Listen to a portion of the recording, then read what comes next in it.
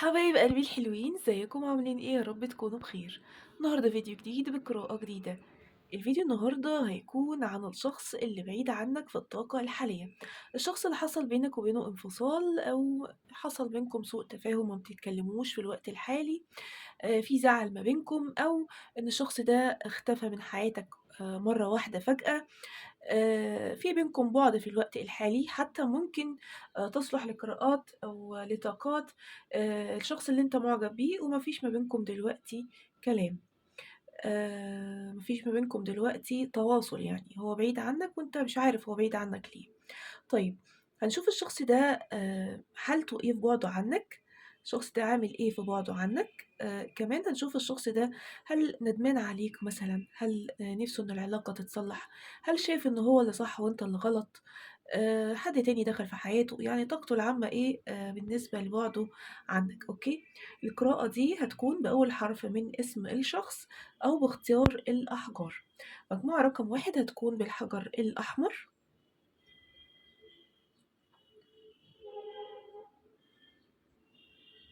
أوكي؟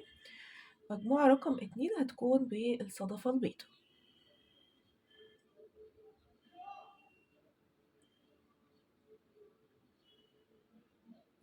تمام؟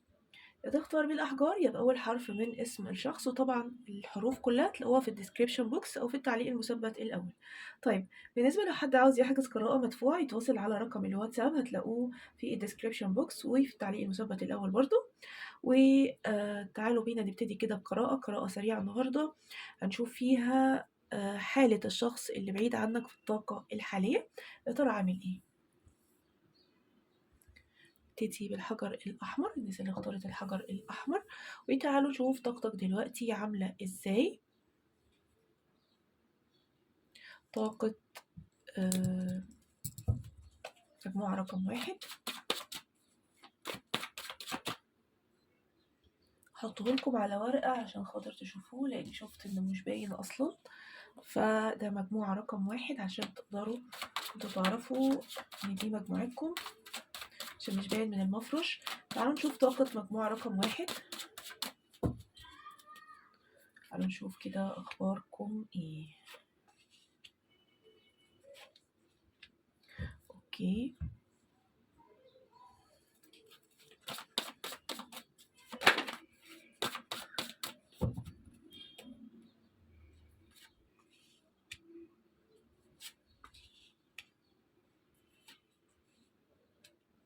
أوكي. طيب، يمكن أنتم كنتم في علاقة خطوبة أو علاقة زواج وانفصلتوا، يعني اللي داخل يشوف قراءة النهارده مجموعة رقم 1 أكتركم كان في علاقة خطوبة، علاقة زواج، علاقة ممكن تبقى ارتباط بس يعني الأهل عارفين، مش ارتباط ما بينكم أنتم الاتنين بس، لأ ده كان ارتباط والأهل عارفين كمان، تمام؟ يبقى في طاقات كتير منكم كان في علاقة رسمية وانفصل. ممكن تكون داخل تشوف على هذا الشخص، يعني تعرف أخباره إيه في بُعده عنك، وممكن تكون في دماغك شخص تاني أصلًا معجب بيه أو حاجة وبعيد عنك، ولكن أنت دلوقتي في حالة انفصال عن شخص كنت مرتبط بيه في علاقة رسمية أو أغلبكم يعني الطاقة الغالبة. أوكي، طيب ممكن تكون انفصلت بسبب خلاف صعب أوي ما بينكم أنتم الاتنين، ممكن كمان يبقى الانفصال ده بسبب مشكلة في الخِلفة، بالنسبة للمتزوجين يعني أو اللي كانوا في علاقة زواج، مشكلة في الخِلفة بقى، وحصل ما بينكم انفصال كل واحد راح لحاله. طيب، لو أنت ما كنتش في لو ما كانش في حياتك شخص وانفصلت عنه، يعني شخص كنتم في علاقة رسمية وانفصلت عنه، فأنت عندك مشكلة في الارتباط الرسمي، عندك مشكلة في العلاقات اللي تكمل بزواج ما بتكملش، أنت قاعد زعلان على نفسك في الوضع الحالي إن كل ما تخش في علاقة ما بتكملش لهدف الزواج أو الارتباط الرسمي أو إن تكون علاقة مستقرة. يمكن عندك أزمة ثقة في الطرف الآخر أو في الجنس الآخر عامةً، سواء أنت رجل أو امرأة عندك أزمة ثقة. مش قادر إن أنت تثق في الطرف الآخر أيًا كان هو مين، مش بنتكلم على شخص، إحنا بنتكلم على الجنس الآخر عامةً يعني. أوكي طيب، علشان كده أنت يمكن حاسس الخسارة، حاسس بالندم، حاسس بالإحباط، شعور إن أنت مش متقدّر في حياتك أو مش متقدّر من أي شخص يخُش حياتك. فأنت دلوقتي في طاقة زعل يعني يمكن، أو في طاقة إنّك مش لاقي حياة مستقرة، يعني أنت بتدوّر على حياة مستقرة وأنت مش لاقيها. طيب كمان في حد أنت في مشاكل ما بينك وما بينه، أو في عوائق ما بينك وما بينه. ممكن يكون الشخص اللي أنت داخل علشان القراءة، ممكن يكون أي شخص عادي في حياتك. بس عامةً بالنسبة لحياتك العاطفية، أنت حاطط قلبك في قفص ومش عاوز إن أنت تطلّعه، يعني أنت عاوز تفضل كده خايف على قلبك. آآ طبعًا أنت مش عايز تفضل كده في الوضع غير مستقر، ولكن خايف إن أنت تطلّع قلبك إنه يحب، إنه يبقى في علاقة، إنك يعني لأ، أنت قافل عليه لحد ما تلاقي الشخص الصح، أو تحس إن هو الشخص الصح. وحتى لو قابلته في حياتك، فأنت برضه مش قادر إن أنت تطلّع اللي في قلبك ليه، لإنك خايف. فأنت زي الصورة كده، قلبك محطوط زي كده في قفص، ومش قادر إن أنت تطلّعه. أنت عاوزه كده لحد بقى ما أزمة الثقة اللي عندك دي تروح، ولحد ما تتطمن للطرف اللي معاك، ولو لسه مش لاقي حد متطمن له، لحد ما تلاقي حد متطمن له. تمام؟ طيب عامةً أنت ممكن تكون من الأبراج النارية أو الأبراج الترابية أو الأبراج المائية، لإن ما فيش برج بعينه طالع. أوكي؟ تعالوا بقى نشوف الشخص اللي أنت حطيته في بالك النهارده. تعالوا نشوف حالته إيه في بُعده عنك. الشخص اللي أنت حطيته في بالك النهارده، اللي بتفكّر فيه مجموعة، اللي بيفكّروا فيه مجموعة رقم 1، يا ترى حالته إيه في بُعده عنهم؟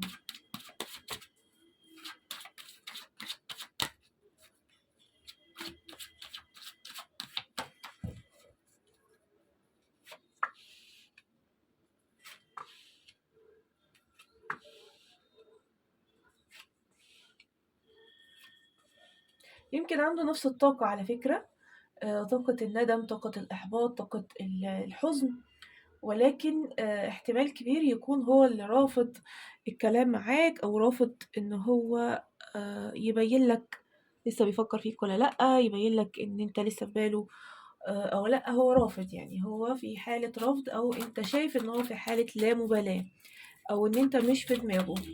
آآ تعالوا كده نحط كروت أكتر عشان نعرف يقصد إيه بالكلام ده.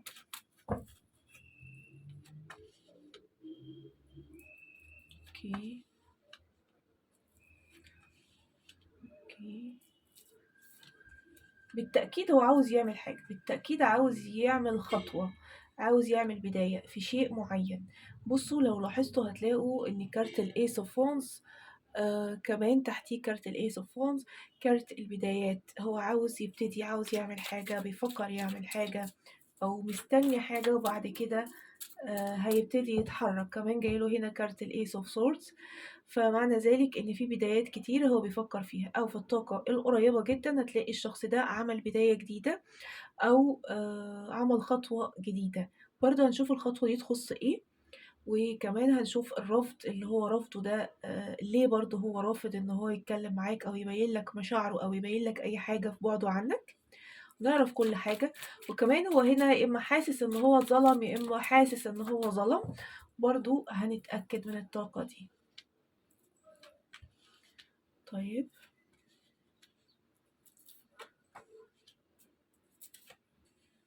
إمم. طيب عامةً أنت لو شاكك إن الشخص ده في علاقة أخرى مع حد الفترة دي، أو هو أصلًا سابك علشان شخص تاني، فاتطمن إن الشخص ده ساب الطرف اللي سابك علشانه، أو الطرف اللي سابك علشانه سابه. تمام؟ لو أنت عارف إن هو أساسًا في علاقة، يعني أنت كنت الطرف التاني، أو كنتم في علاقة ثلاثية وأنت كنت الطرف التاني، فهو ممكن يكون لسه أو ما زال في هذه العلاقة، ولكن في ما بينهم زعل، في ما بينهم بُعد، يعني هو بعيد عنك وبعيد عن الطرف الآخر الفترة دي. طيب حاجة مهمة جدًا عايزة أقولها للناس اللي داخلة القراءة النهارده، والطرف اللي أنت حطيته في بالك بِعد فجأة، اختفى، ما بقيتش عارف توصل له نهائي. عمل لك بلوك مثلًا، أو بِعد، يعني بتكلمه ما بيردش، بتكلمه مش عارف توصل له.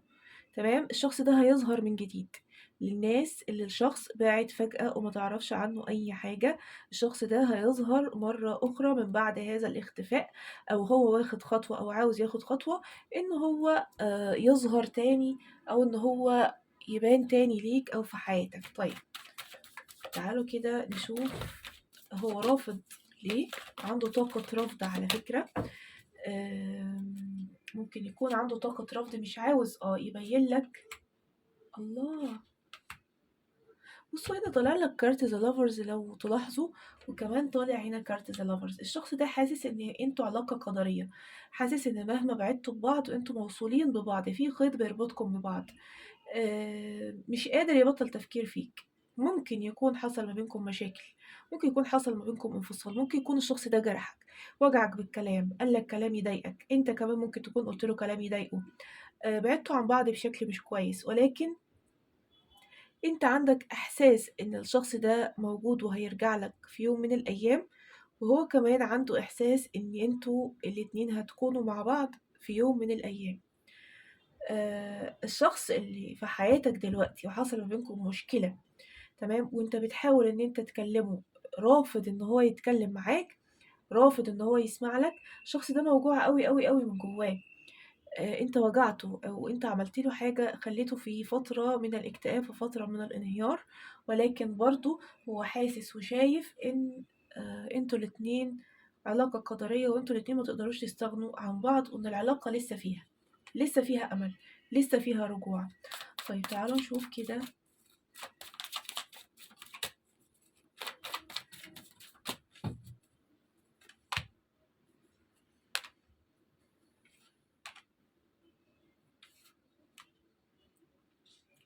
طيب لو الشخص ده ظلمك، او في بينكم مشكلة في محكمة، يعني في بينكم طلاق، في بينكم مثلا اللي هو القضايا بتاعت المحكمة بتاعة الزواج والطلاق والنفقة والحاجات اللي زي كده دي. لو انت لو انت اتظلمت من هذا الشخص، الشخص ده ندمان أشد الندم على اللي عمله فيك، وندمان إنه ساب إيديك تغرق ومشي ومبصش وراه، ندمان جدا عليك. الشخص ده بيتحسر، بيراقبك وبيقول يا ريتني.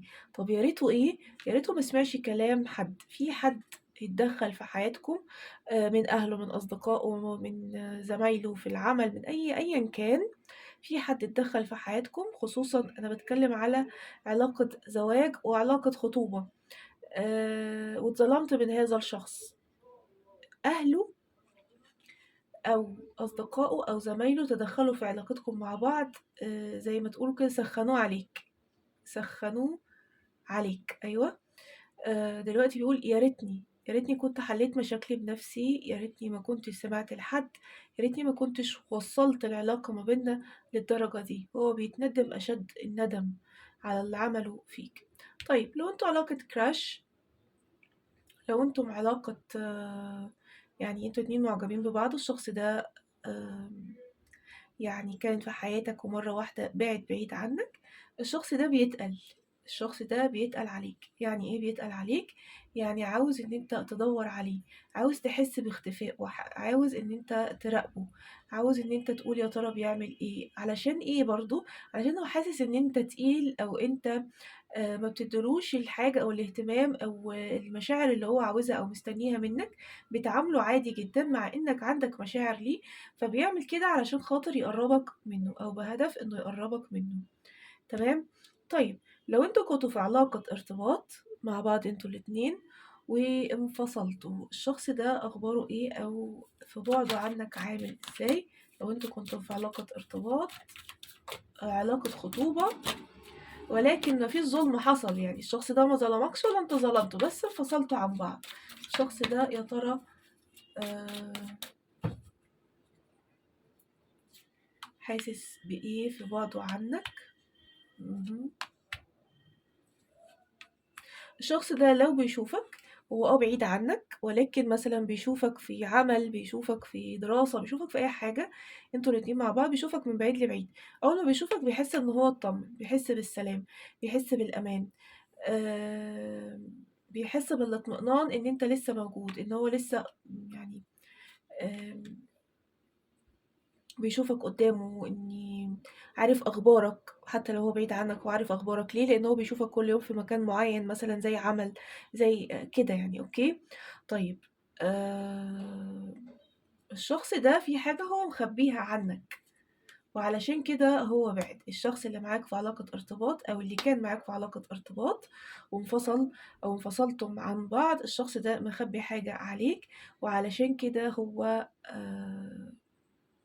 بعد ومش قادر يقولك الحاجة دي. يمكن الحاجة دي عائق بتمنعه إنه يكون معاك. طيب، هو مشاعره إيه؟ هو مشاعره لما بيعرف أي أخبار عنك بيكون فرحان ومبسوط وطاير من السعادة لما بيعرف أي أخبار عنك. طيب، هو دلوقتي حالته عاملة إزاي؟ هو دلوقتي كل تركيزه وكل حياته مقضيها في شغله، مقضيها في العمل بتاعه، علشان خاطر ما يفكرش في مشاكل، أو ما يفكرش إن إيه اللي حصل ما بينكم. طيب، هل الشخص ده بيفكر إنه يرجع لك تاني، أو بيفكر إنك تكون معاه مرة أخرى؟ بيفكر إنك تكون معاه مرة أخرى، ولكن بقى بشكل أقوى من المرة القديمة، المرة اللي فاتت يعني. بس محتاج إنه ينتصر على حاجة، ينتصر على عائق، ينتصر على مشكلة في حياته، ينتصر على حاجة عاملة له زي ما تقولوا كده حابسة حريته. هو عاوز ينطلق. أول ما ينطلق الشخص ده هتلاقيه قصادك. تمام. خصوصا لو انت او هو من برج الحوت او الاسد او القوس. اوكي. طيب، بالنسبة للشخص اللي رافضك ده او رافض التكلم معاك، او رافض ان هو يبين لك مشاعره، او يبين لك مثلا ان هو بيراقبك، او يبين لك اي حاجة، الشخص ده برضه هياخد خطوة. كلهم هياخدوا خطوة على فكرة. خصوصا الشخص اللي اختفى عن حياتك مرة واحدة ومش عارف هو فين، او الشخص اللي عمل لك بلوك. البلوك هيتفك. البلوك هيتفك. او لو مفيش بلوك، لو مثلا مسح رقمك، عمل اي حاجة، عمل لك ريموف، اي حاجة، هيرجع زي ما كان الاول. طيب، تعالوا بينا ننتقل على مجموعة رقم 2.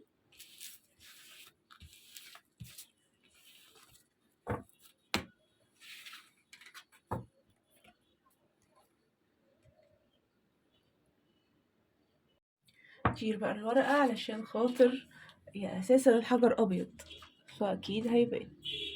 اوكي.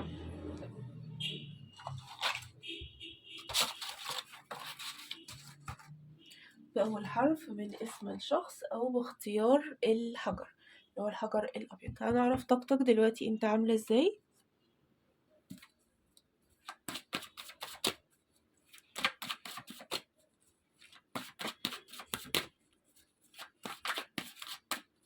طاقة مجموعة رقم 1، سوري 2.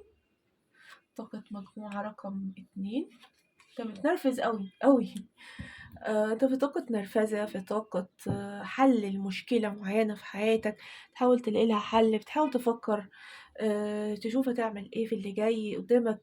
مثلا عائق كذا قدامك، مشكلة في شغل كذا قدامك، مشكلة مع الشخص اللي انت دلوقتي حاطط نيتك عليه او بتفكر فيه، هتصلح المشكلة دي ازاي، هيحصل ايه. آم، كمان جايلك كارت الفور اوف وانس، وكارت الفور اوف وانس هنا انت يمكن حاسس ان انت مخفي عليك حاجة. اها. حاسس ان انت مخفي عليك حاجة وعاوز تعرفها، وحاسس ان انت محبوس. طيب، ممكن تكون محبوس في حاجة معينة، مثلا في فكرة معينة بتفكر فيها، في فكر معين شغلك وحاسس ان انت محبوس فيه. انا محبوس مثلا في فكر ان الشخص ده يعرف حد غيري مثلا يعني. فالفكر ده انت مش قادر تطلعه من دماغك، او مش قادر ان انت تفرج عن نفسك وتفرج عن دماغك. فمجموعة رقم 2، افرجوا عن نفسكم شوية، وبطلوا تحسوا أو تشكوا، أو توجعوا قلبكم على الفاضي. بس انت كل اللي في دماغك ده احتمال كبير جدا جدا يكون أوهام.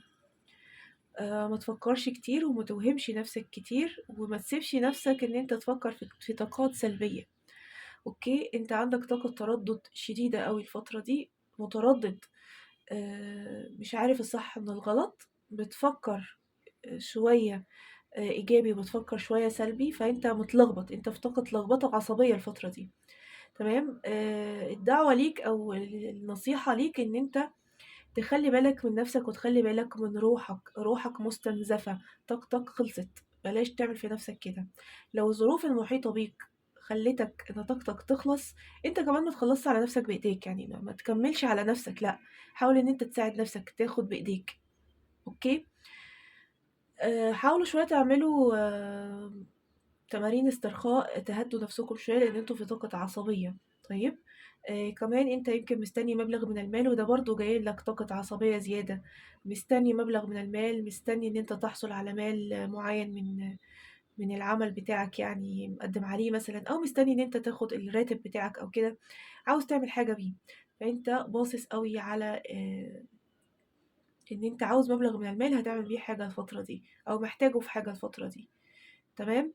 طيب عامةً أنت ممكن جدًا، جدًا، جدًا تكون من برج ناري، برج الأسد، برج الحمل، برج القوس، ممكن تكون من برج ناري أو من برج الميزان، أوكي؟ طيب تعالوا بينا نشوف الشخص اللي أنت حطيته في بالك.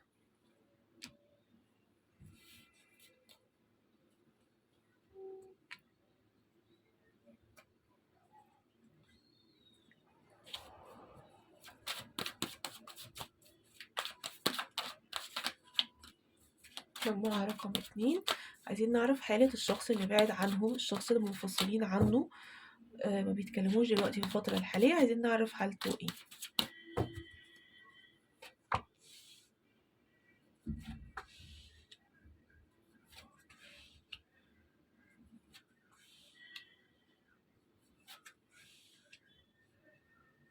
إمم.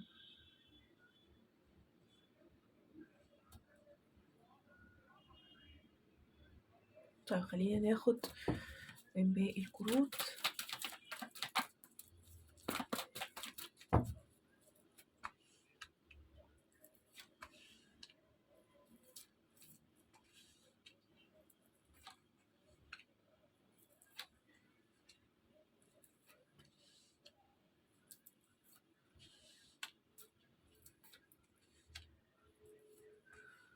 أوكي.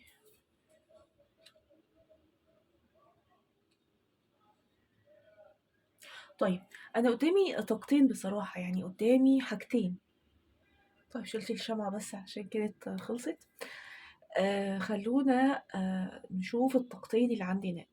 في طاقة ناس أنتم بتتعاملوا مع شخص متهور، شخص اندفاعي جدًا، شخص عصبي، وفي طاقة ناس برضه بتتفرّج على مجموعة رقم 2 أو يخُصّها أو الشخص اللي هي بتسأل عنه حرفه في مجموعة رقم 2 هو شخص عاقل جدًا، جدًا، وشخص يعني بيفكّر برزانة وبيفكّر بهدوء جدًا وبيفكّر بمنطقية وعقل، تمام؟ طيب شايفة إن الشخص المتهور ده ليه طاقات منكم برضه كلّكم sorry ليه طاقات منكم مش كلّكم، الشخص ده شاكك إن أنت على علاقة بحد تاني وده مخلّيه في طاقة نرفزة وعصبية و بِعِد عنك، تمام، شاكك إن أنت على علاقة بحد تاني أو شاف مثلًا إن أنت بتتكلم مع حد أو شاف إن أنت في حد مثلًا بيتكلم معاك بطريقة حلوة كويسة متابعه مثلًا عندك بيظهر كتير مثلًا على الaccount الشخصي بتاعك أو أيًا كان. الشخص العصبي ده شاكك إن أنت تعرف حد تاني ومتضايق جدًا، تمام؟ طيب يعني الشخص ده احتمال يبقى من الأبراج النارية برضه وخصوصًا برج الحمل، أوكي؟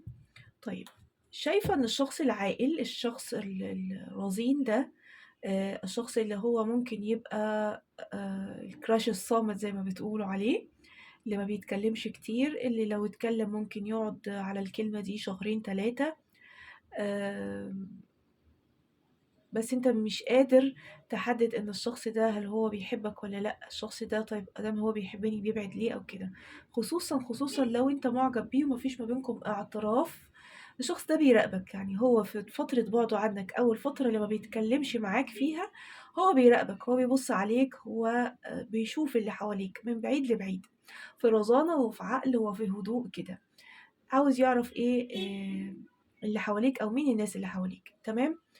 هو مش بيبعد عنك بهدف إن هو مش بيحبك أو مش معجب بيك أو مش عاوزك في حياته، بالعكس هو بس لإنه حكيم شوية ورزين شوية، حتى يبان في كلامه وفي شكله إن هو أكبر من سنه. يعني أنا باوصف لكم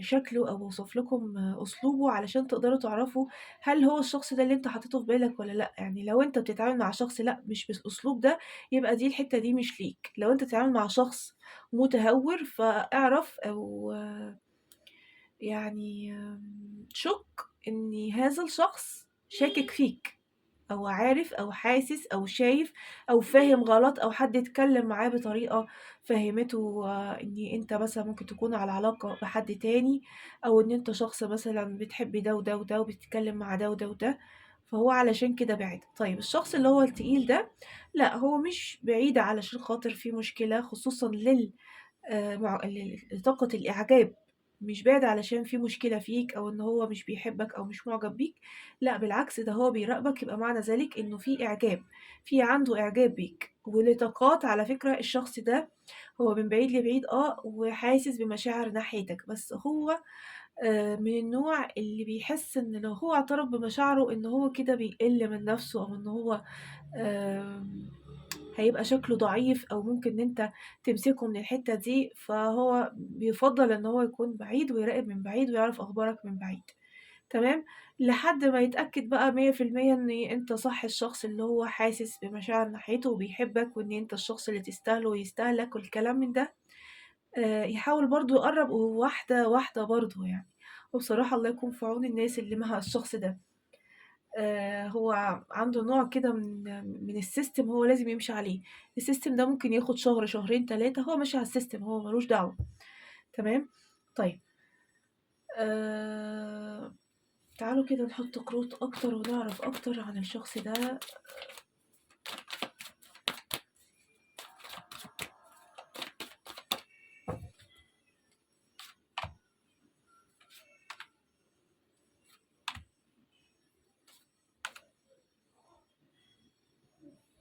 في كمان عندي طاقة شخص على فكرة، الشخص ده أنت واخد عنه فكرة 100% إنه كان بيضحك عليك، وبعد علشان هو كان بيضحك عليك. أي نعم هو كان داخل بهدف إن هو يتسلى، أو بهدف إنه يتكلم معاك وخلاص، مش حاطط مسمى للعلاقة، ولكن الشخص ده اتعلق بيك. طيب الشخص ده ممكن يبقى crush، ممكن يكون شخص أنت مرتبط بيه، ولكن في فترة الارتباط أو في فترة الإعجاب اللي كانت ما بينكم كان شخص مخفي، كان شخص أنت مش عارف مش متأكد من أي حاجة بيقولها يعني، أو أي معلومات عنه أنت مش متأكد منها، أوكي؟ الشخص ده فعلًا كان داخل على هدف إن هو معجب بيك ومعجب بشخصيتك وعاوز يتكلم معاك وعاوز يبني معاك علاقة وخلاص، مش باصص لبعد كده، حتى لو هو اعترف لك إنه بيحبك، حتى لو هو اعترف لك إن هو معجب بيك أو إن هو ناوي الزواج منك، كل ده كان كلام بهدف الوصول إليك. طيب اتكلم معاك شوية في الفترة دي، هو كان شخص غامض مش باين، شخص مش واضح ملامحه، مش واضح الكلام اللي بيقوله صح والّا غلط، مش واضح أي حاجة. وخصوصًا برضه العلاقات اللي أنا باتكلم فيها، أو sorry العلاقة اللي أنا باتكلم فيها دي علاقات إنترنت، يعني علاقة هو شخص مخفي قدامك، هو بيكلمك من ورا شاشة، من ورا شاشة، أوكي؟ فخصوصًا العلاقات دي الشخص ده كان فعلًا داخل بهدف إن هو مجرد هو عاوز يقول لك أي حاجة بس علشان خاطر إن هو يكون معاك في علاقة وترتبطوا ببعض، أو هو لو قال لك إن هو معجب بيك برضه كان بهدف إن هو يدخل معاك في علاقة فقط، ولكن هذا الشخص اتعلق بيك، اتعلق بيك. طيب بعد ليه؟ بعد لأن في عوائق كتيرة بتمنعه إن هو يكون معاك. تعالوا كده نشوف إيه العوائق دي.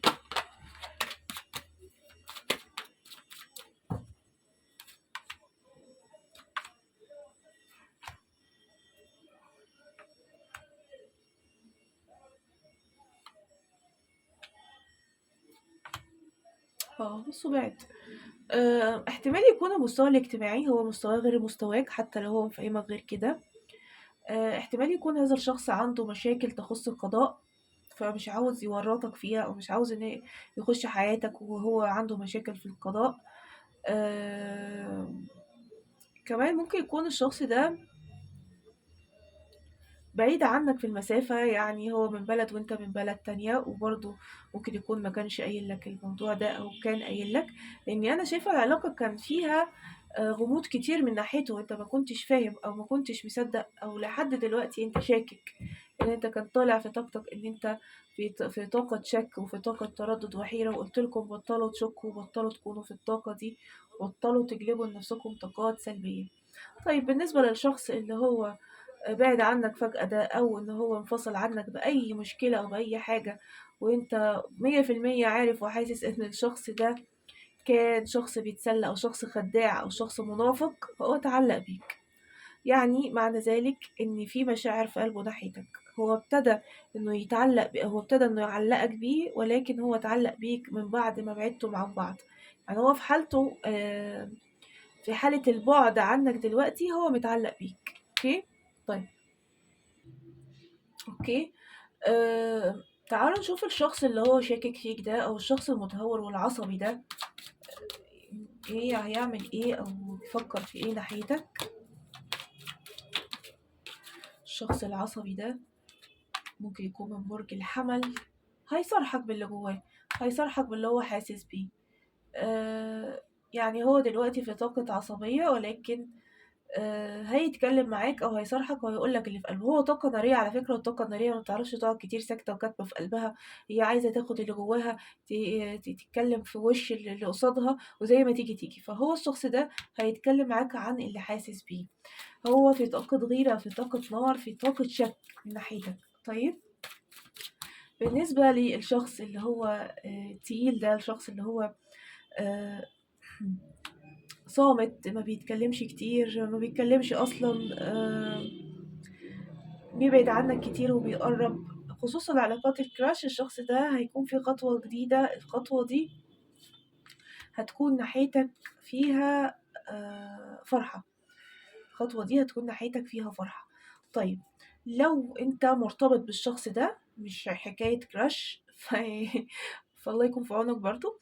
بس انت لو مرتبط بالشخص اللي هو الحكيم التقيل اللي عشان ينتقل من خطوة لخطوة ممكن يقعد سنين ده، ودلوقتي انتوا بعاد عن بعض، ودلوقتي انتوا ما بتتكلموش مع بعض وانفصلتوا، الشخص ده بطاقة مراقبة عليك، بيراقبك من بعيد لبعيد برضه، ومش عايز يوضح لك او يبين لك ان هو بيراقبك. طيب هيعمل ايه بقى؟ ممكن يوسط حد انه يتكلم معاك بهدف ان انتوا ترجعوا لبعض او يكون في بينكم علاقة تاني.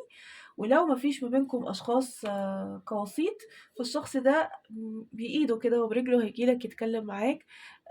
هو زي ما انتوا شايفين في الكارت بيفرد ايده بقلب، ممكن يبعت لك مسج برسالة يقول لك ان انتوا ترجعوا تاني لبعض، او يكون في ما بينكم علاقة تاني، او ان هو برضه هو الشخص ده انا ما بشوفش ان هو بيتكلم كلام رومانسي او يقول لك انا مش قادر اعيش من غيرك، او يقول لك ان انا تعبان من عدم وجودك في حياتي والكلام اللي زي ده. بس هيوضح لك بطريقته هو، كده انتوا عارفين طريقته برضه، ان انتوا ترجعوا تاني لبعض او تكونوا في علاقة تاني مع بعض يعني. تمام. في شخص هيتقدم على فكرة، لو انتوا آه، من برج مائي. تمام. او الشخص اللي انت بتفكر فيه هو من برج مائي، فشايفة ان في لطاقة معينة هقول لكم عليها دلوقتي الشخص ده هيتقدم لك.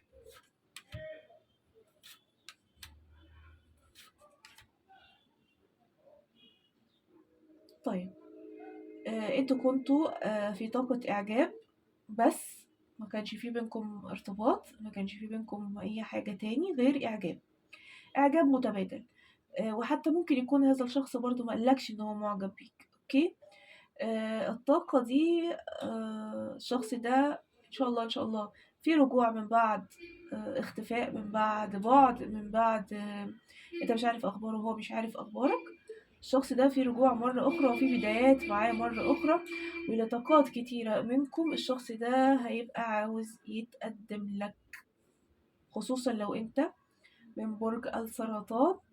وكمان على فكرة لو من برج مائي عامة، خصوصا من برج السرطان، أو لو هو من برج مائي أو من برج الحمل. تمام. وبرضو الطاقات لو الشخص ده عارفه في شغل، عارفه في عمل، أو لو مامتك أو يعني أختك أو أيًا كان أنت رجل أو امرأة، مامتك أو أختك هو اللي معرّفك على الشخص ده، أو في وسيط واحدة ست ما بينكم. أوكي، طيب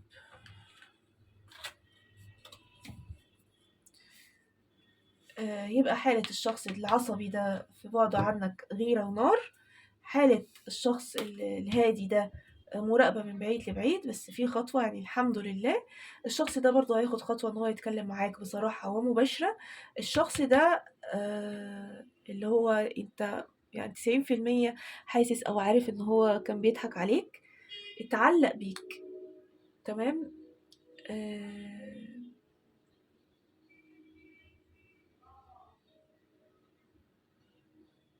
ممكن نقول إيه كمان؟ خصوصًا لو الشخص ده من برج هوائي على فكرة. لو الشخص ده من برج هوائي، الشخص ده اتعلق بيك جدًا في الفترة اللي أنتم ارتبطتوا فيها مع بعض، أو الفترة اللي أنتم كنتم معجبين بيها، كنتم معجبين فيها ببعض يعني. طيب، على فكرة عندي برج العقرب كتير، وبرج الحمل. برج العقرب النهارده في القراءة مجموعة رقم 2 طالع لي بشدة، برج العقرب وبرج الحمل. طيب كده أنا خلّصت مجموعة رقم 2 وشُفنا الشخص ده حالته عاملة إزاي، وطلع لنا أكتر من شخص، لإن أنتم طبعًا طاقات كتيرة، فأنا باحب إن أنا أتكلّم في كل الطاقات اللي طالعة لي، مش أتكلّم عن حد واحد بس، لأ هاتكلّم عن كل الطاقات اللي طالعة لي، لإن أنتم أكتر من شخص، فبرضه كل واحد محتاج إنه يسمع قصته يعني. طيب نورتوني وشرّفتوني، وإن شاء الله الفيديو يكون عجبكم، ولو أنتم بتتابعوني جداد يا ريت تعرفوني على نفسكم تحت في الكومنتس، وكمان تكتبوا لي بتتابعوني منين. ولو حد محتاج يحجز قراءة مدفوعة يتواصل على رقم الواتساب، هتلاقوه دايمًا عندكم تحت في الdescription box. شكرًا ليكم، باي باي.